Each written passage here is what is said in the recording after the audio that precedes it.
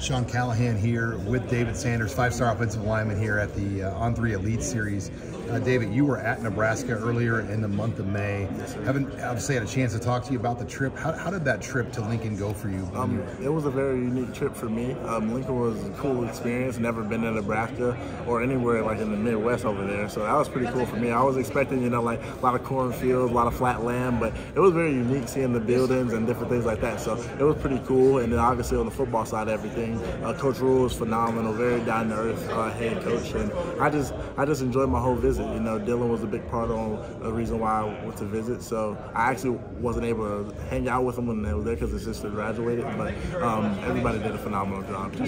How did they get on your radar? Because I think nationally a lot of people are like, oh wow, he's going to visit Nebraska this weekend. That caught a lot of people by surprise. What did they do to get on your radar? Get Dylan. I mean, when they pulled the #1 player out of 24 class, they can get the #1 offensive tackle out of 2025 to protect them.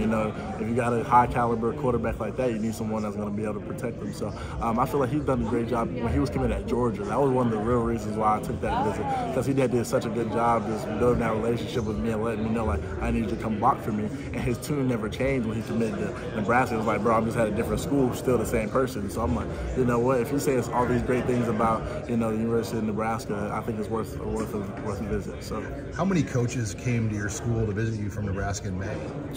I think just the head offensive line coach, Donovan Rail. Yeah. And what's your relationship like with him or Matt Rule? Do you have pretty good correspondence with those guys? Not necessarily, just because they weren't recruiting me before Dylan got there, and I feel like they were a little bit late in the recruitment process. So I wouldn't say my relationship's good with them, but they've done a better job since I got that visit. So.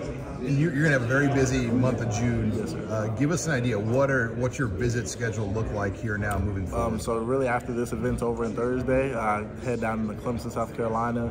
Then I go to Athens, Georgia, then Knoxville, then Tuscaloosa, then Columbus. So that'll be the 5 for the summer. And I think I'm going to be done with visits until I commit. And then I commit, and then that's just where I'll be until December. Do you hope to announce in the summer, or are you planning to kind of hold it out throughout the season? No, I don't want to hold it out through the season. But it'll be July, August. That's the plan right now. But if not, then we'll just take it deeper. But as of right now, I kind of want to get it over with before the season starts, just because I'm going to be an early enrollee. So I kind of just want to enjoy my senior year and build that relationship with the coaches. So. What's that? I mean, just the attention you get between the media, the coaches, the fans, all those fan bases, all the media. I mean, I can't even imagine the amount of filtering you have to do through your phone and stuff. I mean, give us an idea, what's that like on a day-to-day basis? For me, I mean, I have an amazing support system. My mom and my dad are, my biggest supporters, and they keep all the pressure off me, really. Like, a lot of reporters, if they text me, like, respectfully, I have school, I have visits every weekend. I still got to be a leader for my high school football team.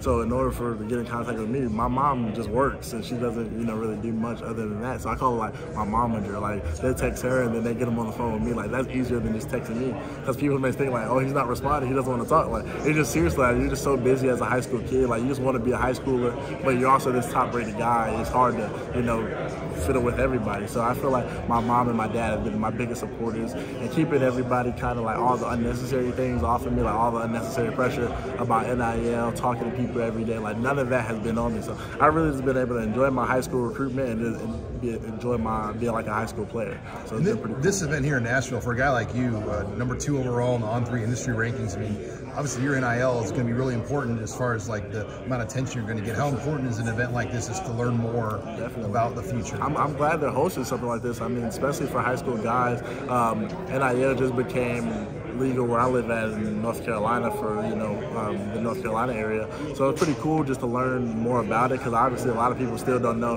everything about what NIL even is. So having an event like this with all the top guys, we all talk to each other, we're all friends, so getting to sit down and really understand deeper about what it is going to be pretty good. So I'm excited. David, it was a pleasure to meet you here in Nashville. Looking forward to following your recruiting. No doubt. I appreciate you. All right, thanks. Yes, sir. Great meeting you.